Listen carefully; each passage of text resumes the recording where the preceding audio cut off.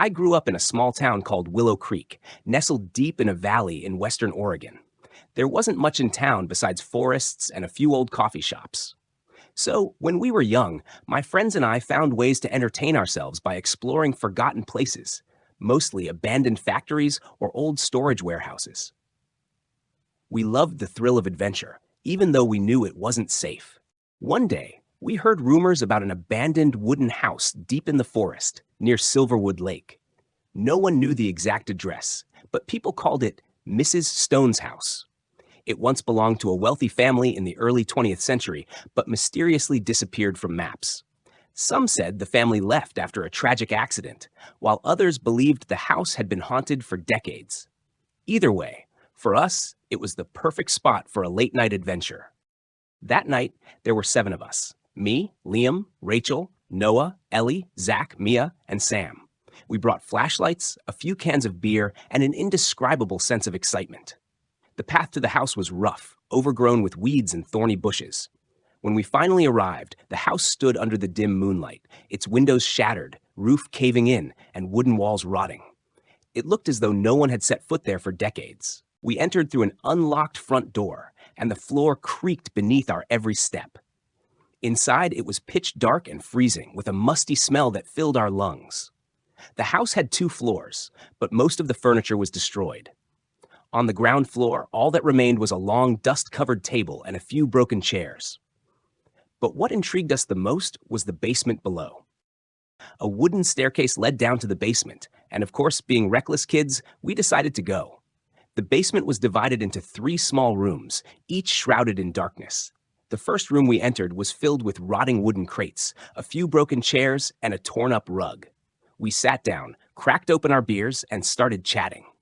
At that moment, Zach told a dumb joke, making everyone burst into laughter. But our fun was short-lived.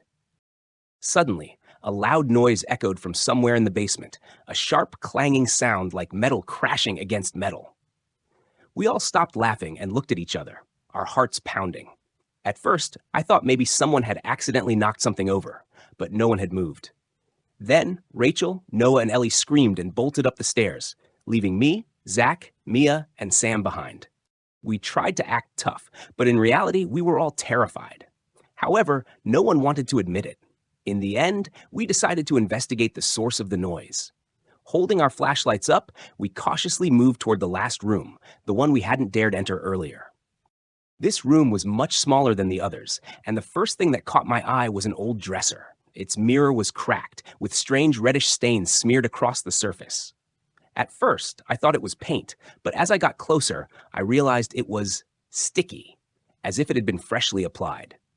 Zach whispered, "Don't touch it." But we couldn't tear our eyes away from the mirror. In the reflection, I caught a glimpse of someone standing behind me. I spun around immediately, but there was no one there. Then I saw the photograph. Resting on the dresser was an old picture of a man in a black suit, his face stern and his eyes piercing. He held a thick book in his hands, staring directly at me. A cold chill ran down my spine. We didn't have time to process what was happening because at that moment, the noise returned. This time, distinct footsteps from the next room. None of us needed to discuss what to do next.